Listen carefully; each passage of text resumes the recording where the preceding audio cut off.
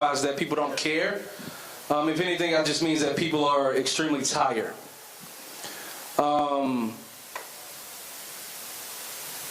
I also think that I want to give you all a shout out, a round of applause for being here, because in every movement, in every attempt of progression forward, we always need the resilient few.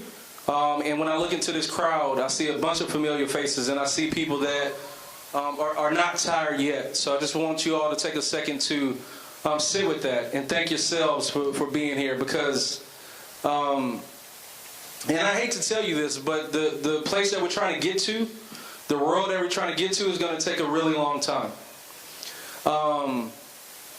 And I want to break that down in a few different ways, right? And shout out to the Brown Berets I see. Thank y'all for being in here. Solidarity with us. So 2023 marks 10 years of Black Lives Matter, right? At least 10 years where we've laser focused in on police violence. We've seen it very up close and personal through policy that said body cameras are to be worn. We've seen it on Facebook. And even yesterday, in a very kind of sick way, we watched the lynching of Tyree Nichols as if it was a Friday night premiere, right? Like all week, there was like Friday at 6, we're going to collectively watch this black man die. And I think about 10 years and what's happened in 10 years of resistance and organizing. Special shout out to black women and black trans folks that have done the heavy lifting and organizing.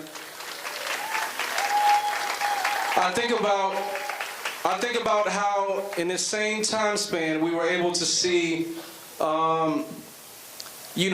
policy after policy, reform after reform, and yet on the eve of the 10th year of Black Lives Matter 2022, we saw the deadliest year for police killings on record.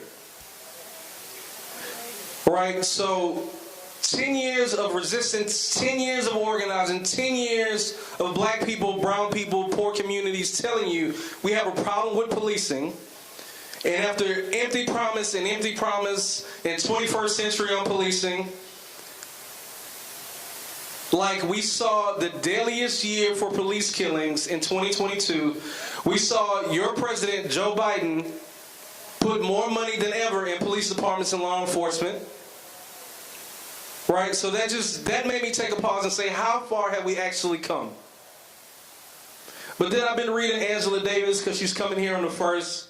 And then I think about, well, let's back it up a little bit, right? Let's back it up to another moment in time, right? 60 years ago, in September of this year to be exact, will be the 60th, I don't want to say anniversary of the First Street Baptist Church bombing in Birmingham, Alabama.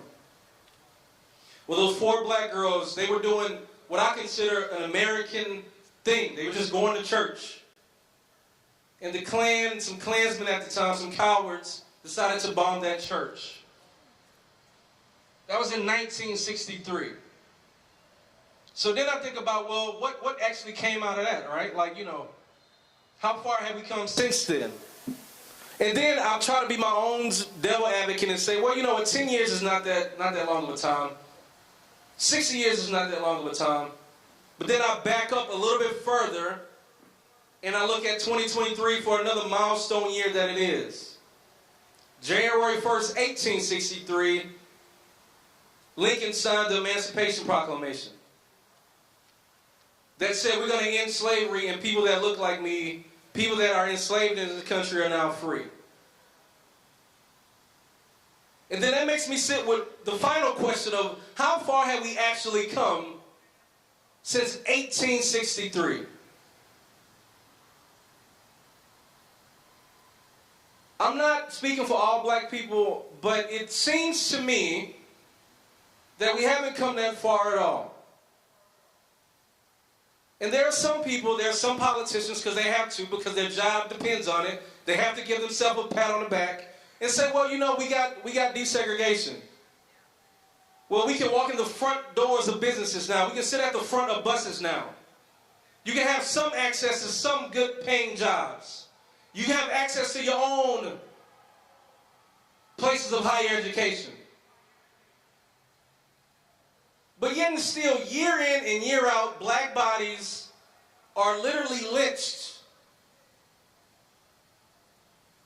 and expendable at the hands of this country.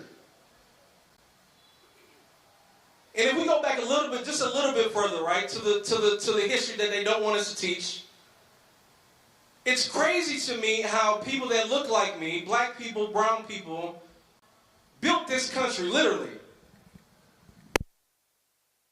And we're still not afforded the just basic humanity of our white counterparts.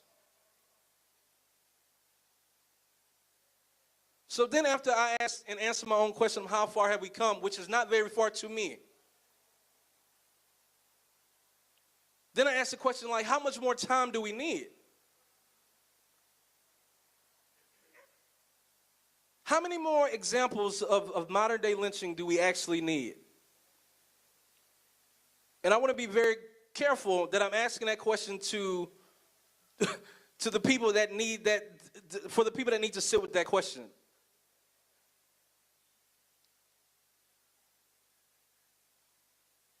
Because as a black man, I don't need to see that. I don't need to watch what happened to Tyree Nichols. Because there's no justification for it. Even the all lives matter people that are not sounding the whistle this time for whatever reason, right?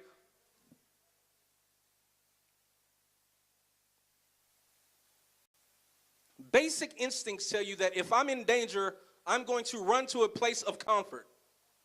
In the case of 29-year-old Tyree Nichols, we know now that this young man was running home. On the intersection where he died on January 7, 2023, which was my 35th birthday, this young man was so afraid he did the most instinctive thing that most humans do. They run to their parents, they run to their mom. This young man was 80 yards from his fucking house, screaming mom, not just blindly, because he thought that maybe if I scream loud enough, she can hear me and save me from the hands of this destructive institution that you all call policing. I didn't need to watch that to be reminded of what this country thinks of people that look like me. And then in 2020, Jonathan, they say we had a racial reckoning. We had 15,000 people on this field. We had at least 12,000 white people taking in and said, I'm ready to step up and do what's needed to be done. Yet here we are again. This is why I asked, like, what does that sign in your front yard, Black Lives and Science, and what does that actually mean if you're not disrupting the powers that be to ensure that the lives that you have plastered on your yard signs and on your posters are actually safe?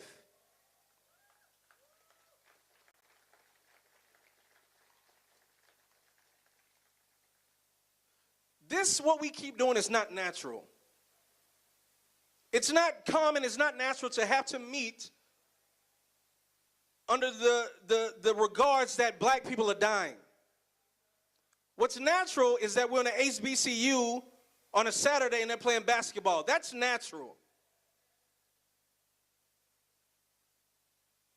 It's not natural that black people, black women, black trans folks, brown people, non-binary folks keep having to ask the system, the institution, the powers that be for a humanity. That's not natural.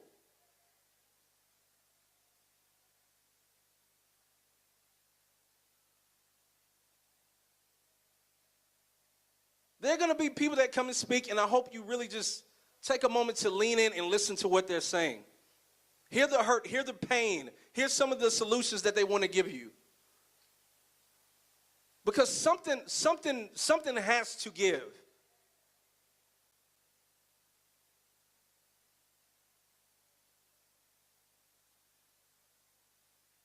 From 1619 to 2023, we're still doing this. To me, that's quite literally the definition of insanity. This week, I watched my team struggle with if we should even do this or not. I watched black people sit and ponder on Wednesday and Thursday and Friday if we should do this or not, while many of you were thinking about your weekend plans.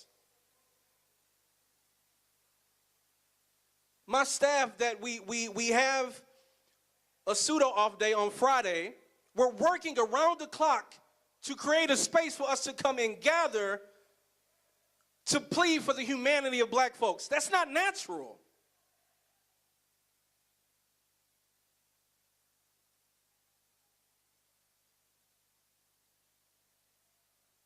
I had to sit and watch my team struggle with what type of space do we offer up? What type of space do we provide?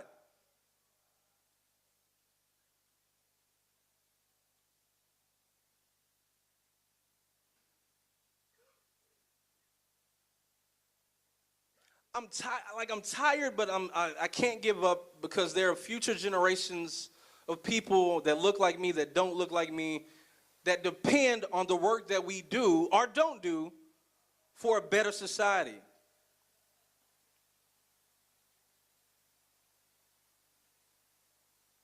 And like I say every time, some of you probably have these recordings somewhere. They're on Instagram, Facebook, somewhere. If we show up to the rally and the work stays here, we haven't done shit.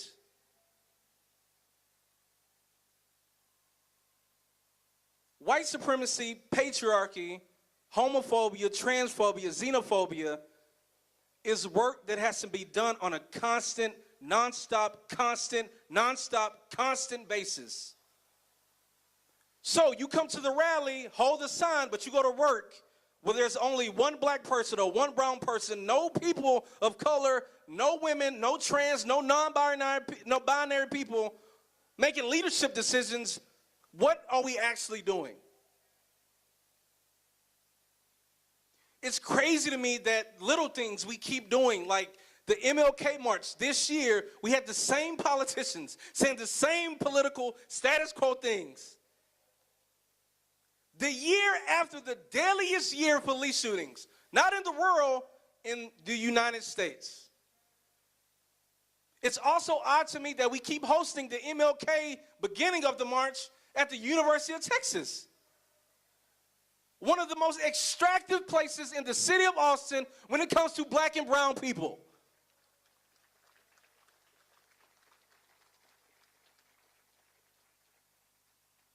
Because we're not doing our own history and our own research. We keep letting white media tell us who our leaders are and what they said. Then we end the MLK March with a big capitalistic function. Everybody's spending money, eating hot dogs. This man was anti-capitalist. He was anti-war.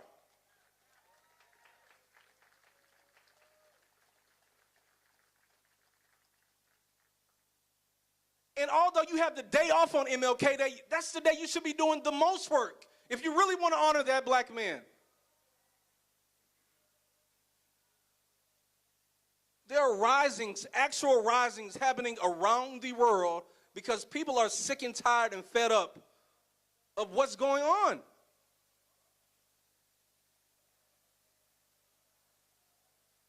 I'm 35 now. I spent the last 18 years of my life organizing, trying to motivate you, me, all of us to believe in the fact that we can move forward together if we dare so try. And I don't regret any of that, but just I wish there are weddings I missed. There are births of family members that I missed.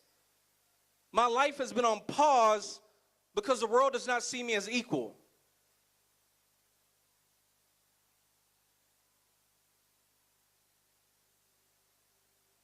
Oh, to be white and not have to dread the idea of something terrible happen to me at this traffic stop. Oh, to hold white privilege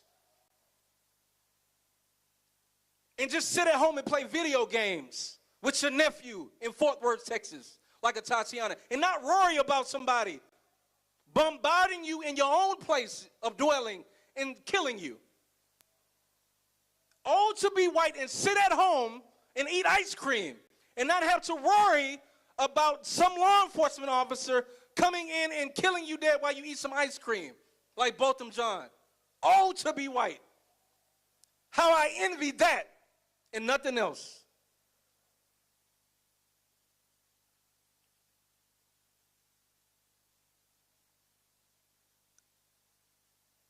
White supremacy is killing us. It's killing all of us. That's why don't come talk to me about diversity in the police force. Because the police force ain't nothing but the multicultural unit of the Klan. That's all it is.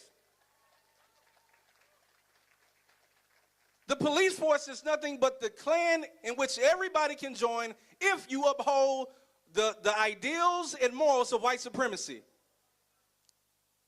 Because those gentlemen, those black men, in that moment, they didn't see Tyree as their brother.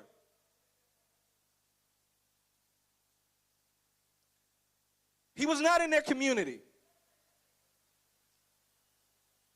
It was after the fact that they realized they were black, because we've never seen justice, and I say that with heavy quotation marks, move so swift.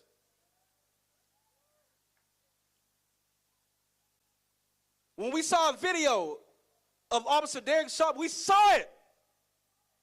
That took 6 months, 8 months for them to decide what to do.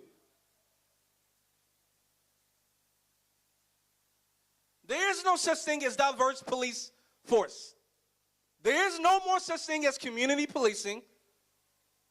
Right? We have security here today. The ladies and gentlemen you see in the orange, that's Sister Christina Muhammad in the 10K Fearless. That's what community looks like.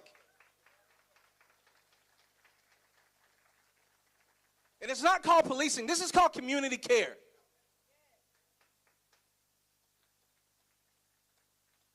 Because what is policing, right? Policing came after the freeing of slaves. And I've said this before. We have never once had a conversation around what do we do with the slave patrol once the slaves are free. It just transformed into what we see today.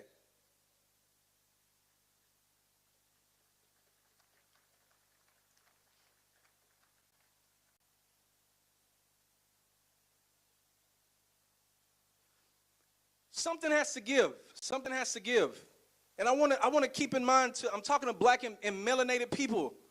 I really want us to sit with the fact that when we were introduced to our non-melanated cousins, right, before we even knew they existed, we were already civilized.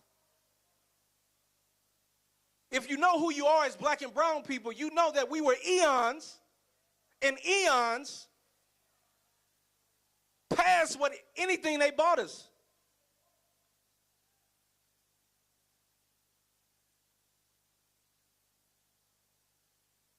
All they bought us was syphilis, gonorrhea, guns, and white Jesus. Why do we keep leaning on a system that doesn't even speak our language? Why do we keep leaning on a system that try to erase who we are?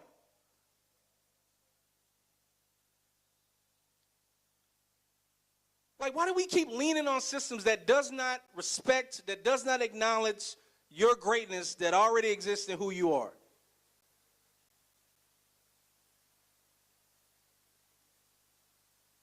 And I say this to say there are some people that just fundamentally don't agree with me. They want to pick up guns and go fight and all this.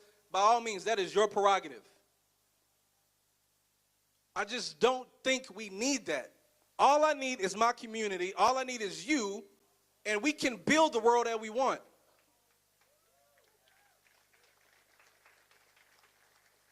Because I have to keep in mind that violence only begets violence, and that is what they know. That's what they're used to. What they don't know is compassion and love and forgiveness.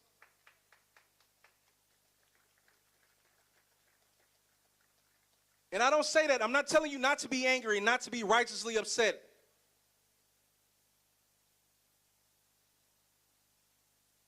I think one of the greatest things about evil is that if you're not careful, if you can't ground yourself, in community, that evil will consume you and turn you into a version of yourself that you don't even know. Which is why we have to be careful celebrating these cops going to jail, but right, because that only validates the need for more prisons. The more prisons mean the more black and brown people in jail. I'm at a place, and I offer this before I get out the way, we must start talking seriously about the abolition of police and prisons in our society. There is no cure, there's no policy, there's no community meeting that's going to fix the problems that we face with this racist-ass institution that we call policing.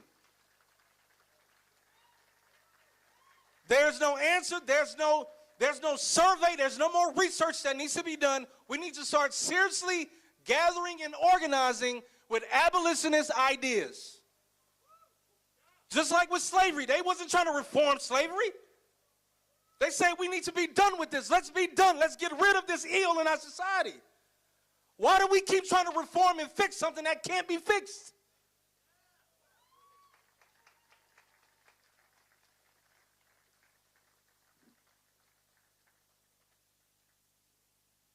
And let me be clear, they did reform slavery. They call it the 13th Amendment. They changed it a little bit. We have to get serious about thinking of not even alternatives. We have to start thinking about ways to lean into our power as community to keep each other safe. What does that mean? Somebody broke into your little Kia car? Don't call the cops. Who cares?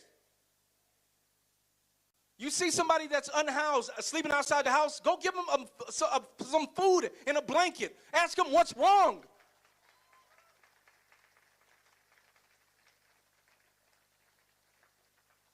A couple years ago, we had a conversation in Austin, the progressive capital of the South, about what do we do with the camping tents. That's crazy that we live in a city, predominantly white people, talking about what do we do on stolen land. How dare you?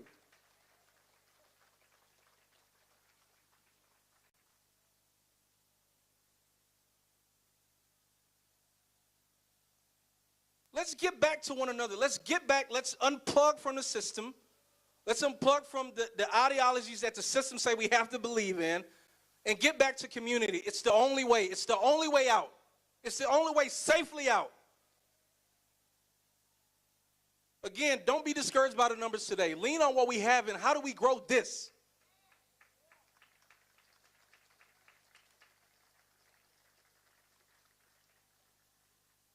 Because until we get to a place where all black people, and I want to be clear, when I say all black people, when we AJC mean all black people, we mean all black people. We mean black, queer, trans, non-binary, whatever you are, black people. He, she, they, whatever they want to be. Because if you're not fighting for all black people, you're fighting for none.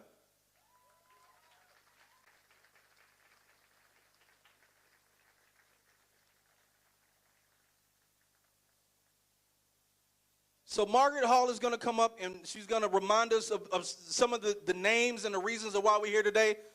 I just want to say no more prisons, no more police, power to the people, and we will fight and we will continue to win, and all we need is one another.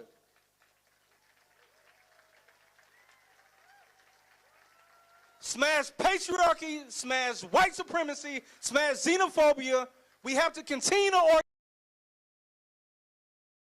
We have to continue to organize, even when it looks gray, even when the sun is not out shining. We must continue to lean in and hold one another and organize and believe that a better world is possible. A world where black people can actually be free. A world where women can actually have the autonomy of their own bodies and be respected, not just as objects, but as actual humans. Where we respect the indigenous people that we stole this land from. Where our brown brothers and sisters are cared for with respect and not put in cages at borders that are made up by white supremacy. We must continue to fight. And I urge you, today and tomorrow, to never give up.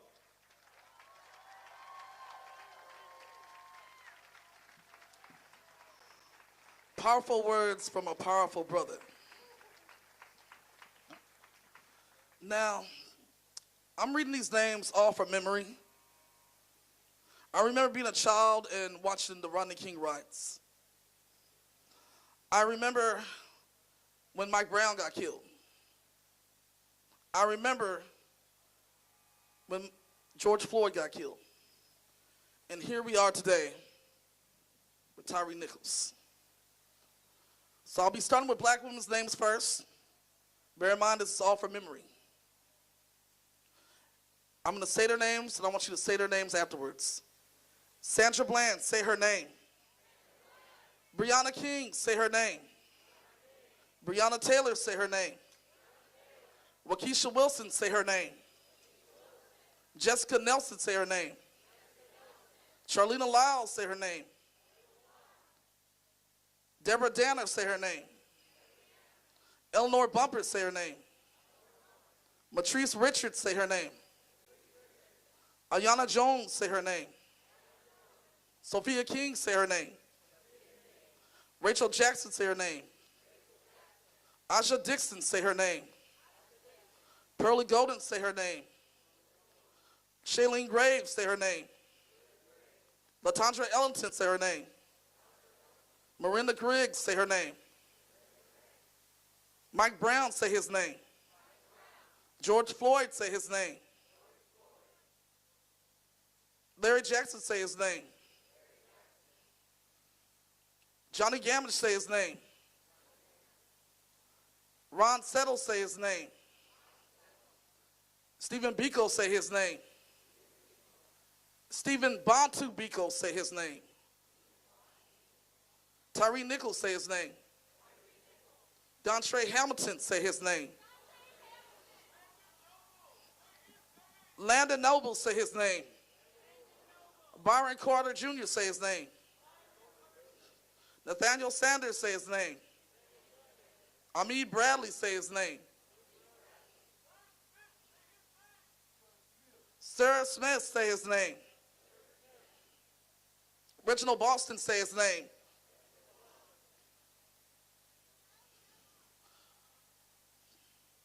Rodney King, say his name. There's so many other names out there. Arthur McDuffie, say his name.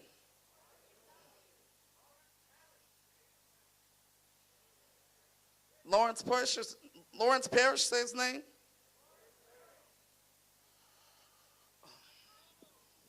Mike Brown, say his name again. Tyree Nichols, say his name again.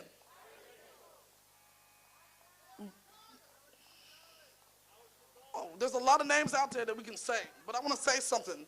And there's an emphasis why I'm saying some of the names that are affected by police brutality who are black. Because solidarity is a two-way street.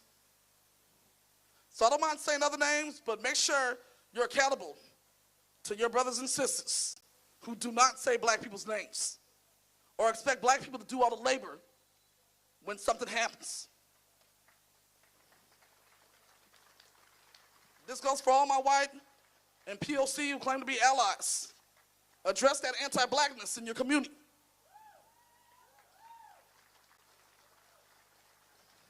Don't try to block black people from attending marches or speaking out. You're talking to a black person here who's not only black, a woman and an immigrant who watched their father get deported. Don't try to block black people in immigration.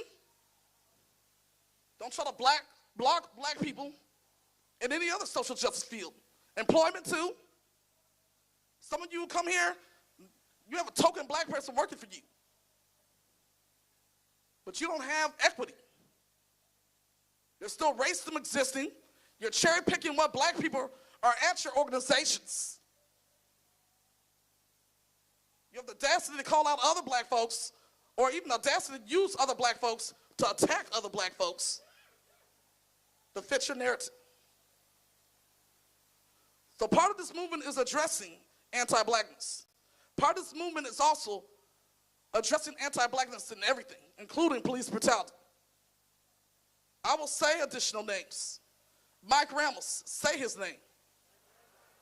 Daniel Rocha, say his name. Maria KVUE, say her name. Any additional names that want to be said? Javier Ambler, say his name.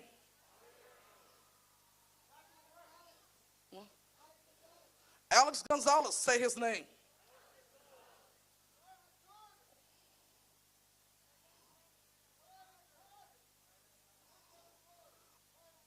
I said Byron Carter Jr. I said Byron Carter. Thank you for reminding us. Let's say his name again, Byron Carter. For all the people in the back, Byron Carter again. It said Joshua White. Say his name. Fred Hampton, say his name. Mark Clark, I think he was also killed around Fred Hampton. Say his name. There's additional names. O'Shane Evans, say his name. Oscar Grant, say his name. Amadou Diallo, say his name. Elijah McClain, say his name.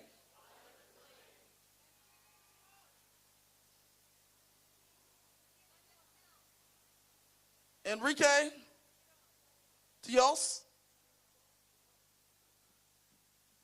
You want to come up and say his name so we can say it correctly? It's important that we say the names correctly too. Emmett Till, say his name.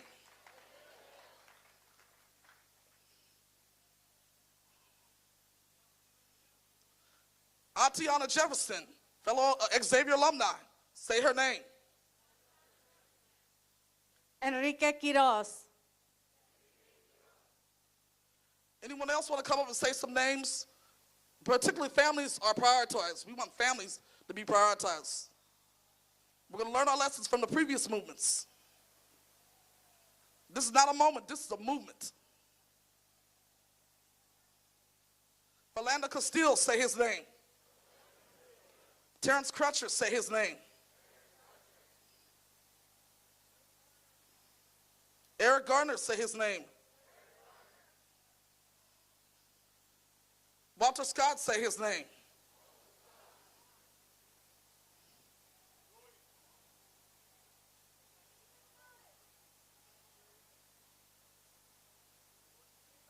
Some of the names, I can't hear you from here, so if you want to come up and say the names. Trayvon Martin, say his name.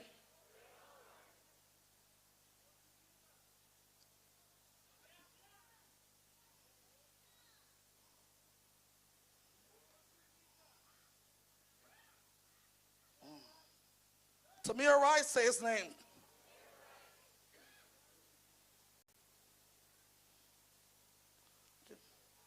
Any additional names?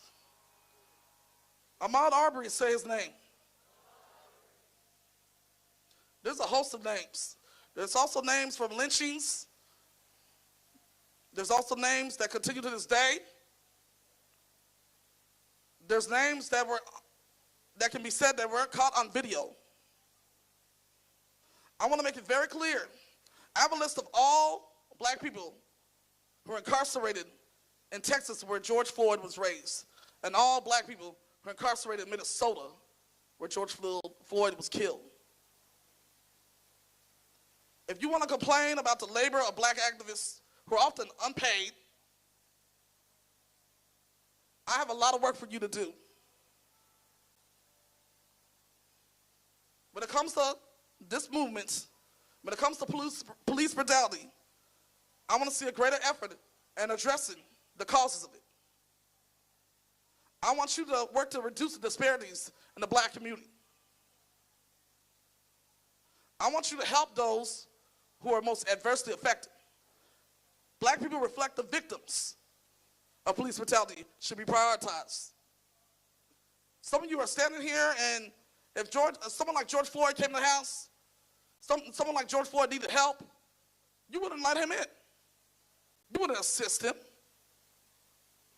But you have the audacity to be demanding black people do all the work. You put the labor on us. and then expect us to just sit there and take it. This should have been said a long time ago, and it has been said a long time ago. We're not taking it anymore. Langston Hughes, like I said, it's all from memory. Langston Hughes once had a poem. He had a poem. I believe it's untitled.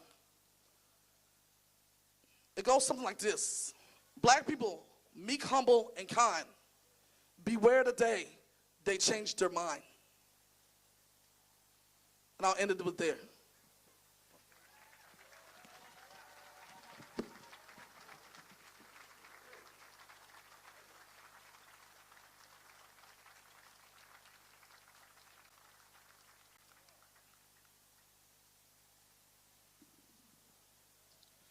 Please, again for Margaret Hall, y'all.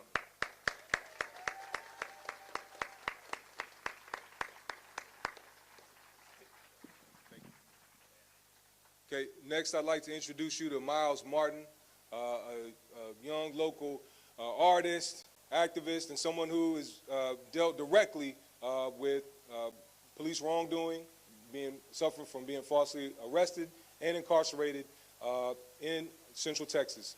Please, everybody give it up for Miles Martin.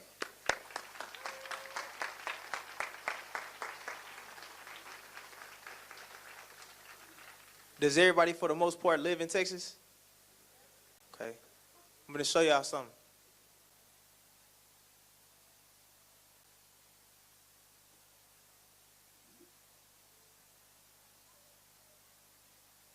When I was incarcerated in Hayes County, that's what it looked like when I went to the hospital.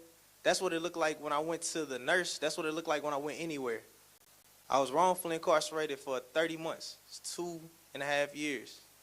Just to go to trial, be found not guilty of the crimes I was accused of. Somebody was recently murdered in Hayes County Jail. Well, they were at the hospital. They were shot 6 times in the back. His name was Joshua Wright.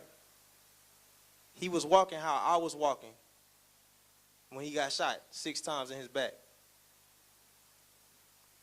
I wrote a poem for him. I'm going to start with that one.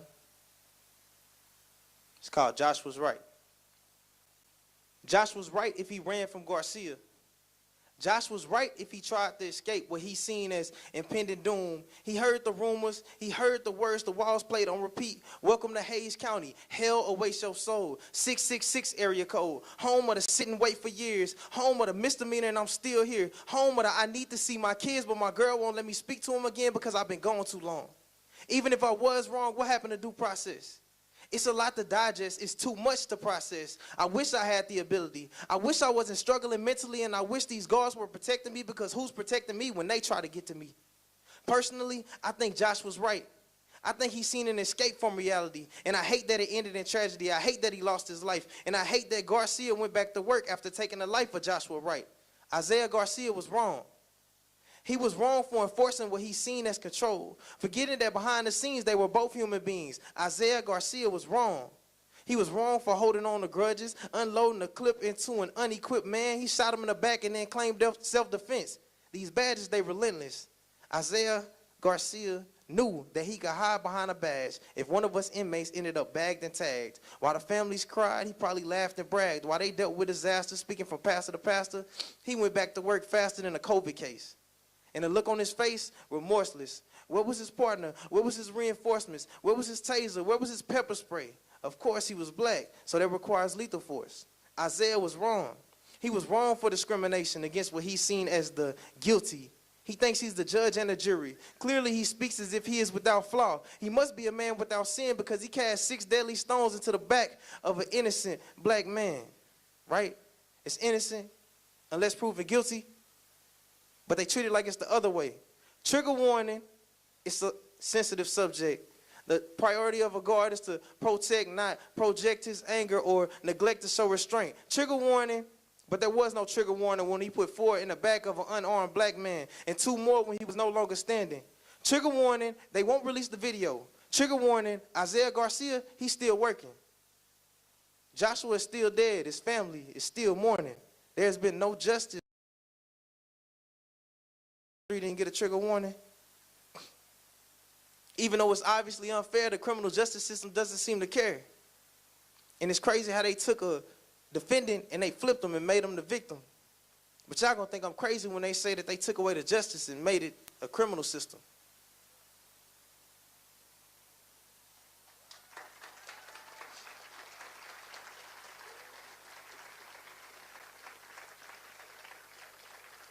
This next poem is called The Criminal System.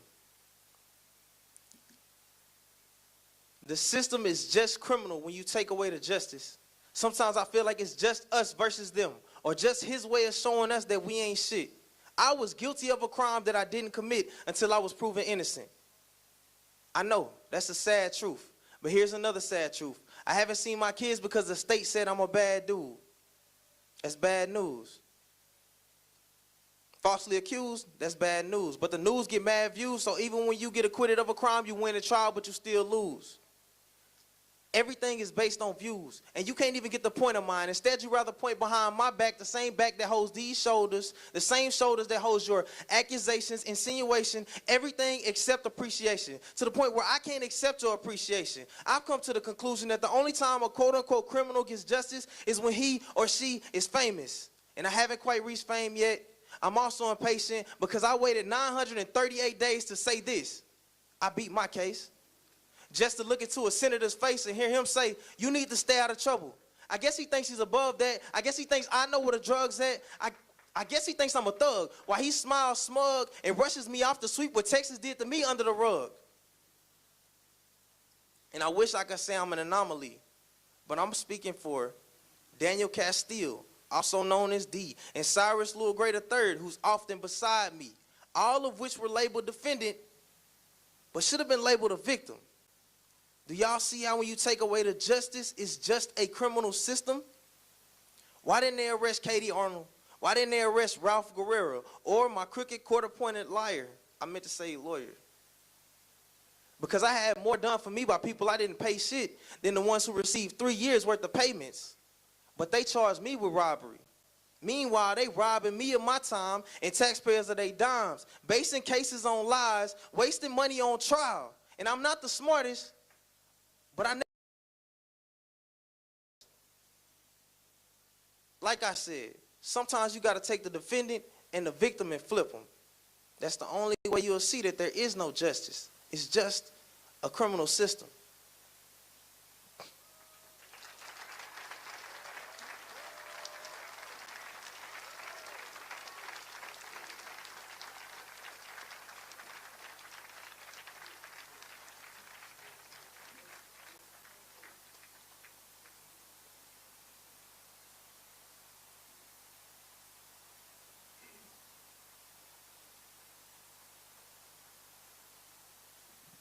Please put your hands together again for Miles Martin, everybody. Thank you so much, Miles.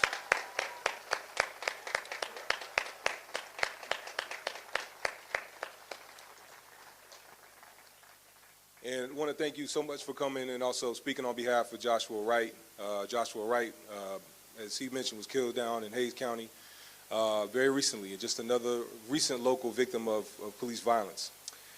Our next speaker is Liz Gonzalez.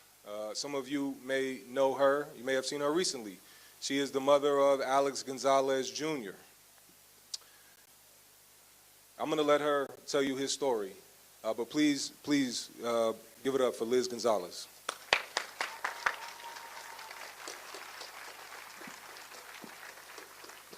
A little bit lower because I'm short. Y'all, on January 5th, 2021, and they don't know how much they tear us apart, which is the family, which I'm still struggling. I can't focus on work. I can't focus on nothing because my determination is trying to get justice for my son and get the fucking cops fired because they do not deserve to work. If they want to work, they can work for me and give me their paycheck, okay? You know, the struggle that I'm going through. Now, I have no counseling. They haven't reached out to me. Why? Because they're scared. They better be scared because I'm not going to go away. I will not go away. I will get them cops. It's going to take me some time.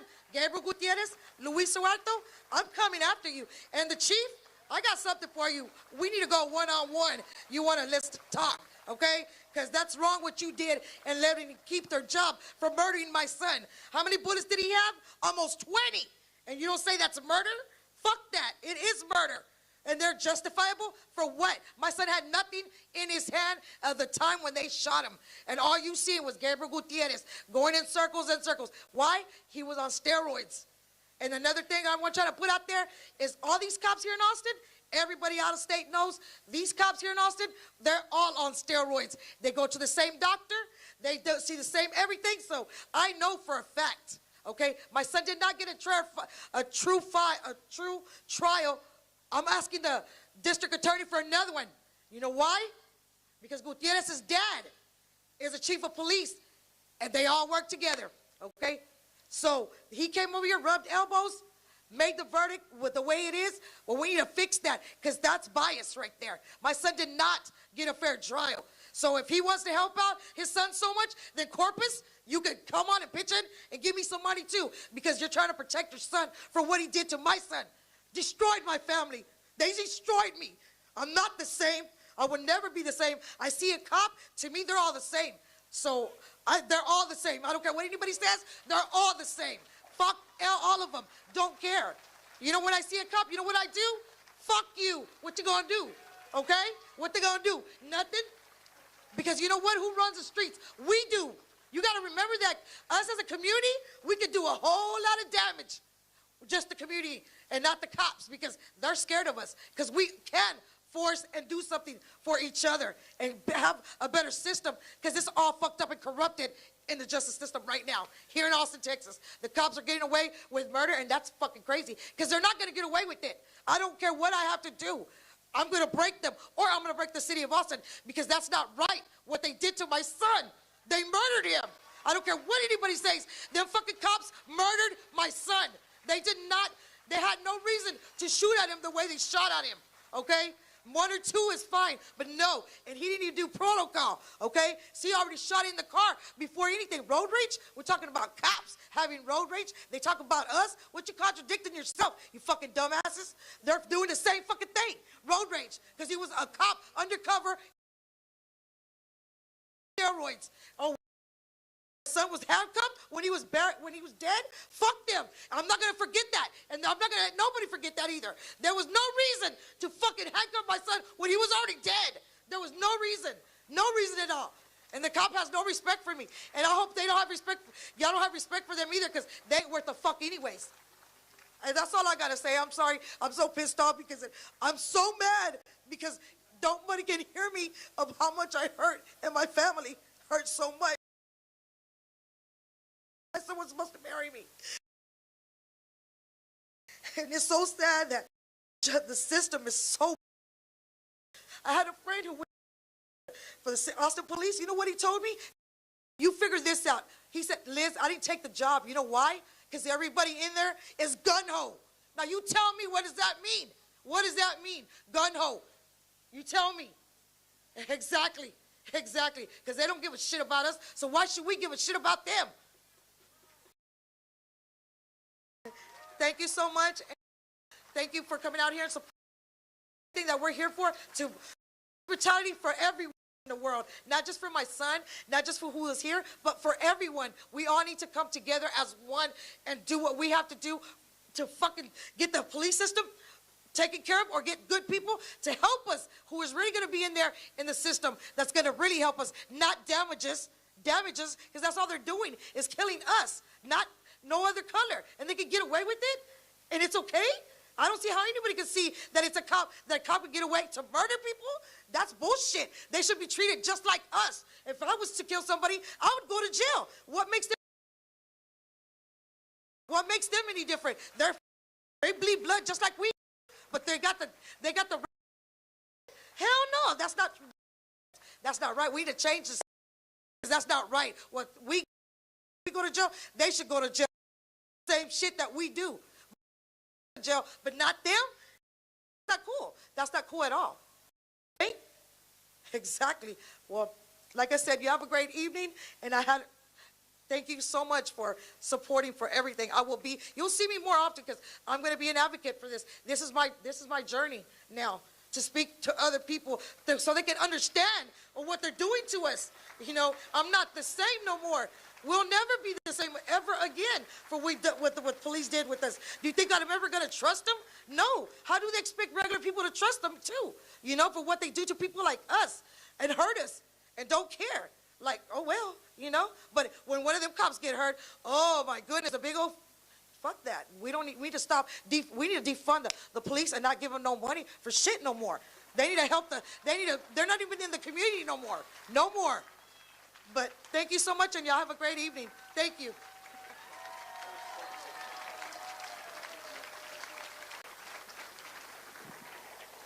Man, I just want to say the first time I met Liz, it sounded something just like that. But I'm so proud of her for not letting quiet her voice. She's a part of our Advocate Academy, and she shows up, and she is going to change the world. I believe that. So make some noise, not only for Liz, but as we remember Alex Gonzalez. Because I think it's important that we remember you don't have to cut on the 6 o'clock news to be reminded of police violence. You don't have to go to New York or Memphis or Louisiana or even another city. Police violence happens on a daily basis to all people, particularly people of color in this city. And with that being said, I want to bring up a good friend of mine, one of the first native Austinites in the city to show me love and teach me and school me and give me my street cred. He's been doing community work since he's been 14. He does not get half of the credit he deserves from mainstream media or mainstream organizations. He is not only an organizer, he's an artist, but more importantly than that, he's a father, he's a husband, and he's a resident of this city, just like many of you, except his neighborhood where he was from and where he still is doesn't look the same. He's had the great displeasure of seeing this city grow without people that look like him. He's seen towers go up. He's seen McMansions get built and his people be pushed out. And he's working on something that I'm going to let him talk about, but I think about police violence that we not by just police violence, right? Another MLK quote that you all don't hear about because you only rely on MLK holidays as they come around once a year is his speech and when he talks about the 3 evils of American society, right? And those 3 evils that I know you don't know, it's not your fault, they didn't teach you. The 3 faults that he talked about was the easy one, racism, and how unless we get over this sick disease that we will perish together like fools. The second one he talks about is the reason we're here today, militarism. The fact that we keep putting so much money and so much tools and guns in our law enforcement agencies that is only going to result in the mass murder of black and brown people, and eventually when they kill us all, they're coming after our poor white brothers and sisters as well, right? And then the last thing he talks about that we always like to ignore, right, is poverty. He talks about how it's a crying shame that in the world's richest black and brown people built it. Rich because white life, and I'm stealing this from Ta-Nehisi Coates, white life, white comfort is subsidized by black and brown pain.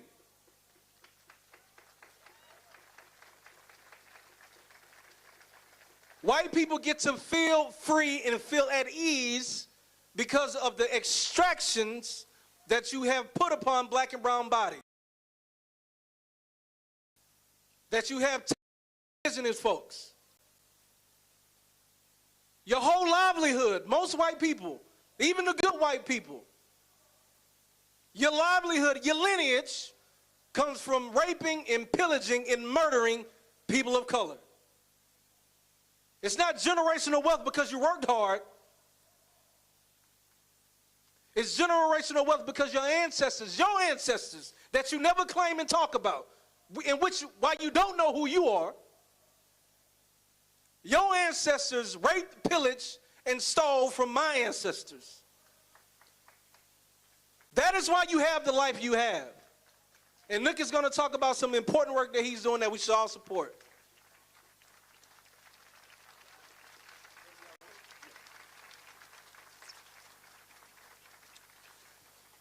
Good evening, everybody. It's not a pleasure me being here. Actually, being here is one of the things that's been ailing me for the majority of my life, is because where I've done this so many times, years after years. Appreciate the introduction, Chaz, and I'm gonna be quick, but I do want to say some very important things that will make a big difference in what we do moving forward as a city, as a state, as a country, and as I've been in the struggle my entire life.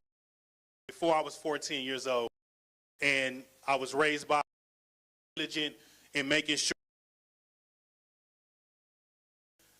but she could, the examples of being a man would be. She couldn't be a man and show me that personally, but she would show me what not to be and what is not a man, and I can understand the difference in that.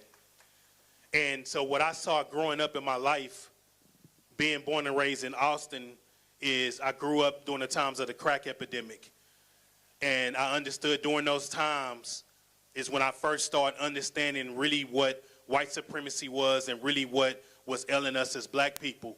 I was fortunate enough at the time to be able to go to private school, but I also lived in the hood. And so I went to school in the daytime with the white and privileged kids, and then I came back home to poverty and struggling. And many of those times we spent nights dumpster diving. We spent times trying to borrow, beg. We didn't have anything. And to understand that and see that, and I took life as a black boy and went to school, and those white kids thought I was rich. Those white kids thought we had money because my shoes was clean, I was nice, and I handled myself like I was somebody. And I understood the difference at that time in being black in this city, in this country, but also being black and knowing how to navigate through a white world. Because in the white world, when I went to school, I had to handle myself totally different. I had to speak and do things totally different because I understood immediately when I walked in that building that everything was against me. And that was deliberate, and that was in my face, and that was something I couldn't hide from. But my mama told me, when you go up in that school, you better be the best you can be, and you better show them what a real black man is. And that was beat in my head from a kid, is to be a strong black man. And so throughout life, that's always been a mission of mine, not for just myself and for me and for personal community and my people, because I seen police. I seen my family be ravaged by drugs. I seen the institutional racism. I seen everything they done to keep blacks at the bottom, and I started to question, why are they putting emphasis equal and be who we supposed to be? Thinking about that, you're like, it must be yes. It must be something in us. It must be something about us that if the truth ever got out, it would turn everything upside down and it would take control from them. And so throughout my life and everything I've done, I've been fighting and trying to figure out what that is and be out here in the community doing what I need to do to make the community better, but also keeping that one thing at the front of my mind is to show the world what a strong black man is. We've been emasculated. Everything's been taken from us. The family's been taken from us. Our house has been taken from us. Our dignity, everything you can think of that would keep a human being at the bottom has that we still standing. And I've stood throughout years and I've seen this, and I was raised by the late great Dorothy Turner, and we've done this, and she always used to say continuous struggle. And I never really understood what that means when you think about a continuous struggle. And as I got older, she passed away, and I kept going and continued the mission and the things that she taught me, understanding that, and me being a strong black man is not for a moment. It's not just for a space and time. It's for the entire time of my existence. And that's one thing that we have to understand, that if we're going to change things, we have to dedicate our entire existence to making that change. We have to be dedicated to the continued. Like I said before, I've been plenty of times. I was here 2020, about 15,000 people. I was here years ago, incarcerated Lakeisha Murray. So many things. And what normally about the journey and why I'm here that this is not a moment for me is I see this right here. Yes, let's champion it. We behind it, the signs, the all that, and then everybody go back to their normal life. And so my plea, one, before I give out, is that y'all dedicate. If you're serious about changing things, then you need to dedicate your life and your total existence to fighting to see that change. Now, can I see a show of hands of people that are willing to dedicate your entire existence? And if you don't want to raise your hand and you're not really with it, you just here for the moment, for the sensationalism of it, that's fine. I expect you at this moment to commit to the continuous struggle until it's no longer a struggle. That's what we have to do. If you want to get different results, and keep your hands up, get different results, you have to do something different.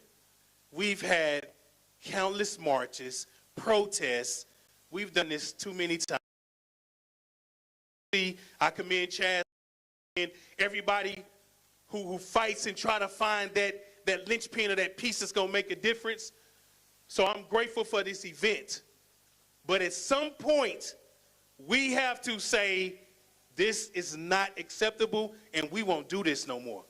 We have to commit to say, we will not continue the insanity. Y'all say that. Somebody say, we will not continue the insanity.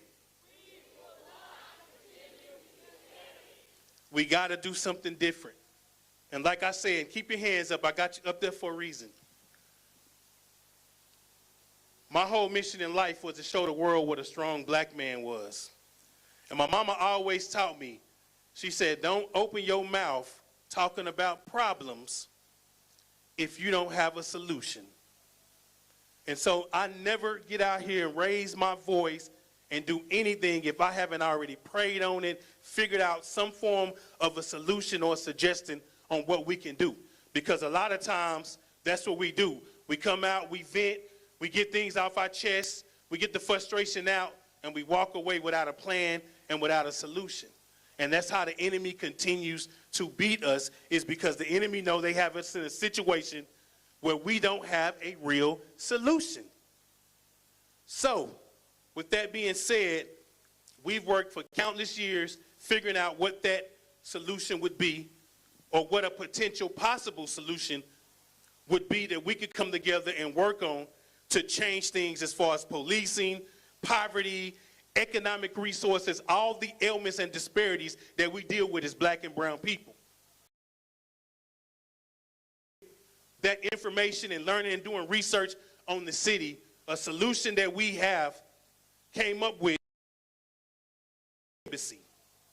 I don't know if y'all familiar with the Black Embassy, but we got a resolution passed in 2020 that should have made worldwide news, but it called for the city of Austin to formally apologize to black people for racism and all the systemic racism things they've done to us.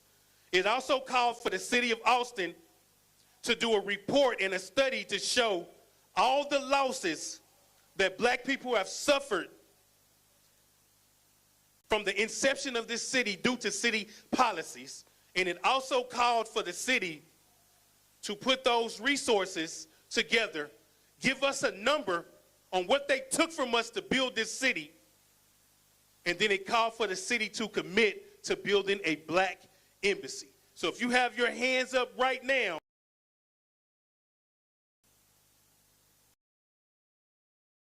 guys, to be that solution. So if you up, you are. Now I'm going to read the black embassy is. You can put your hands down now. I'm going to read what the black embassy is, And then I'm going to ask everybody to pull your cell phones out and click join, and y'all come and be part of the solution. What is a black embassy? It's a center that offers empowerment, protection, assets, business incubation and stimulation, financial assistance and investments, land development, education, healthcare, self-sustainability, essential resources and tourism,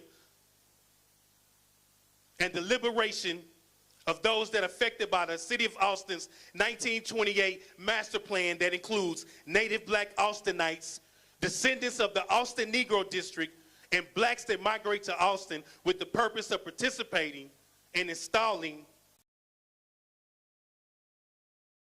That's what Black Embassy is. Now, how many of y'all are down with that solution? I said, how many of y'all are down with helping and working with that solution? Now, I gave y'all the pretty version because Chaz already killed it. We don't need no more preaching and yelling. Chaz already brought the word of God out here. I'm telling y'all, the Black Embassy is something that the city of Austin voted on. The city council, with a unanimous decision, voted to do this. Now we have to fight and make sure that they do this. And what does the Black Embassy do? The Black Embassy offers all of the resources and everything that we need as blacks in the city to rebuild like we were doing before the city was set up. Before Austin became Austin, there were freedmen settlements, post-slavery, black people were becoming progressive. And every time that black people begin to progress, the system comes in and take it away from us. What the Black Embassy is set up to do is to put blacks back in a situation where we control our own destiny. Now, lastly, in this report that the city's supposed to do, it's going to bring back a number that show how much the city of Austin owe black people due to their 1928 policies. They've only right now got to 4 freedmen settlements, and they've only got to the real estate part of it and the land that's lost, and that number is already over $250 million. So I want y'all to soak that in. It's already over $250 million. We expect that when this report is done in totality, that the city of Austin will be liable and owe black people restitution in this city, billions of dollars. And we understand the city don't have that money to pay us back, but they have the land, they have the resources, and they have the, and let us do what we through history is pulling ourselves up, trusting in God and doing what we got to do to stand up and be strong. And that's all that we're asking for. So if everybody can pull out y'all cell phones real quick, and I want you to go into your search engines and go to blackaustincoalition.com. That's blackaustincoalition.com. Hold your phones up. Let me know you got it on there. I'm going to be patient. When you're on blackaustincoalition.com, I want to see everybody's cell phone showing that you own that website. You can go and get the history of all the organizations that's part of this movement, which are all the pillars in the city, the top philanthropic organizations, and the community leaders in this city. Now, at the very top, it says join now.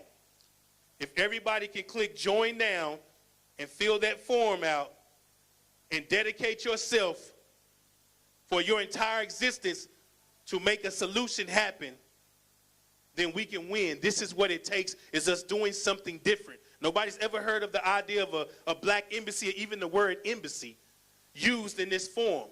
We chose the word embassy because this situation will offer aid, because as black people, as brown people, indigenous people, we're in a foreign system, and the embassy will be our refuge in order to get back to where loving, compassionate, God put us here to do, which was to serve him, serve the land, and love one another. White supremacy changed that, and they kept us from being great, because if we be great, They feel like it's going to take away from their money and their system, not understanding that love is way more valuable than money. And if you have love, you have health, you have God, and you have family, money does not matter. And we've been tricked to believe that money matters over everything. So in closing, put your phones up. Everybody done this? If y'all need a little more time, I will be patient. Chaz, don't kill me. I'll be patient. You will receive an email back, and you will be called to come out and help do some work in building the Black Embassy. And the goal is to take this and go city to city, state for state, and we build a network of resources, programming, education, but we have full ownership to be able to grow and be progressive back in the city. This is not a situation set up that it's a city-ran program. This is something that we will own. And what makes the Black is that everybody that's 100% full control and ownership of what happens in us rebuilding what this city should have been in the first place. So continue to fight. Y'all give AJC a hand. Give AJC a hand. Give Chaz a hand. And remember, I had y'all hold y'all hand up for about 2 or 3 minutes. Some of y'all arms were tied. I want you to remember that you committed to the continuous struggle, and you committed for your entire existence on earth to fight until we struggle no longer. If y'all with that, make some noise, and thank y'all.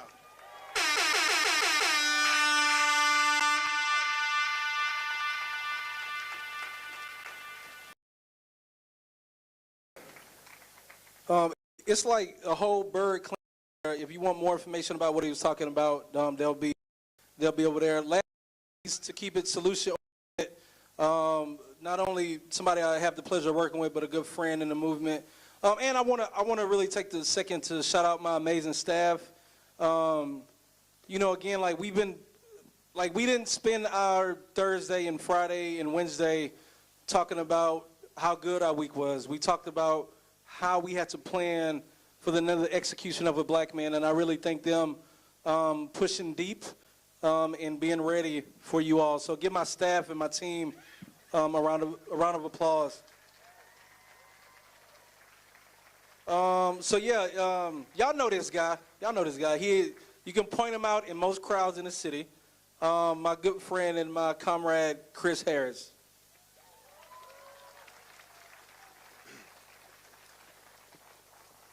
I want to thank y'all again so much for being out here. Thank you for coming out here on real short notice. It really does mean a lot. If you feel angry through the tips of your fingers and toes like I do, can I hear you say justice right now? I want to hear it one more time. If you feel angry, can I hear you say justice right now? And if you feel weary in your heart, like I do, can I hear you? If you feel weary, can I hear you say freedom? If you feel sad, just hold. Can you grab you?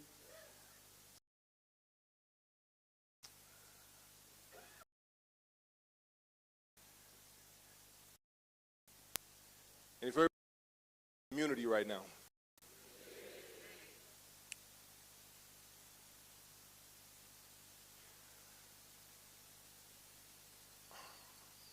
thank y'all.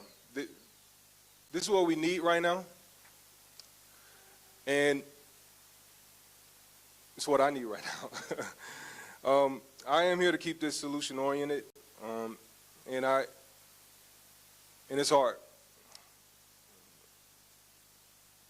It's hard when you do the work in and day out, and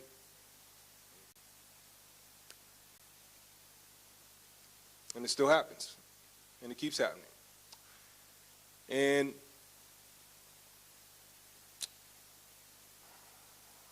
I know that what we're trying to do, the things that we're pushing, are where we need to go. Chaz has talked a lot about Martin Luther King today, and obviously his famous quote, "The moral arc of the universe is long, but it bends towards justice." The civil rights movement lasted for decades. The Black Lives Matter movement is 10 years old. George Floyd's summer was just that. It was maybe the largest protest movement in this country's history, but it was one summer. And what we really need is for folks to keep showing up. To keep showing up and keep showing up. But not just at moments like this. We have to see where, and y'all can let hands go if y'all need. Keep holding them if you want. Keep holding them if you want, but let hands go if you need. We have to see how things are getting done in this country. We have to look and we have to take a page from the folks that are moving that moral arc right now. And they're moving it in the other direction of justice, right? The people banning books right now, what are they? They're organized. They're showing up to school board meetings. They're flooding speakers lists at those school boards meetings. They're demanding that books be banned. In this country, we have empty shelves of books at schools because racists are organized. You understand? Homophobes are organized. And we keep showing up to those city council meetings. We keep showing up to those school board meetings. We keep showing up to those county commissioners meetings. And we keep showing up to that awful, awful Capitol building. But we're not as organized as they are. You understand? So I appreciate you all coming out here tonight. And it's important that we show up when moments like this call us. But we also have to be showing up in a consistent and organized fashion at the halls of power.